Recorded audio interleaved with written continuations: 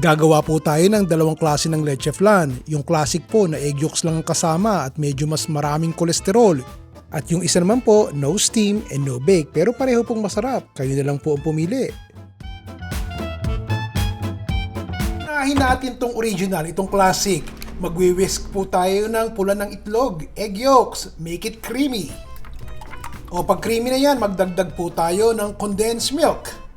Aside from the egg yolks, eto, nagdagdag din ako ng isang itlog. Para po mabango ang leche flan natin, maglalagay po tayo ng lemon zest. Sa Pilipinas po ang ginagamit nila dayap. Pero lemon lang po meron ako okay na po yan. Kalahating lata po ng evaporated milk. Konting asin. Continue to whisk it until it becomes smooth. Salain nyo po para walang buo-buo dun sa loob ng ating flan. Kalahating tasa ng measuring cup ng white sugar. Maglalagay po tayo ng 2 tablespoons ng tubig. Mahina lang po ang apoy and after 5 minutes makikita nyo po magbababol-babol na siya. Okay na po ito, isalin na po natin sa ating lianera. Work fast. Kadalasan po pumapalpak tayo dahil una, hindi tayo nagmamadali, madali pong tumigas ang ating arnibal.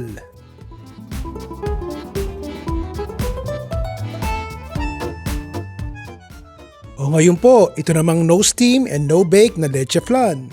5 itlog ang gagamitin natin pero egg yolks lang. Tapos 3 itlog pero kasama na yung puti.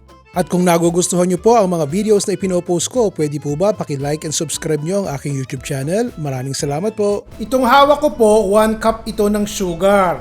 Hindi ko to ilalagay lahat dahil ayoko ng masyadong matamis. Bahala po kayo kung gaano katamis na leche flan ang gusto nyong gawin. Dahan-dahan nyo pong isama yan sa itlog and continue to whisk until the sugar is dissolved. 1 teaspoon ng vanilla essence. Painit po tayo ng 3 cups ng fresh milk. Tsaka nyo buksan ang kalan. Medium heat lang ha. O dahan-dahan nyong ilagay yung mainit na gatas dun po sa itlog. Do not interchange the process. Tapos ibalik natin sa kalan pero mahina lang ang apoy. And then whisk it. Tunawin po natin itong 2 envelopes ng gelatin sa 1/4 cup na tubig. At isama nyo rin po dun sa itlog at saka gatas. Tapos po dahan-dahan nating isalin sa lianera. Sigurado kayo na naluto na ang itlog at natunaw na rin po yung gelatin. Ito na itsura nito. After having it in the refrigerator for 6 hours, buo na. At dahan-dahan nyo pong itaob.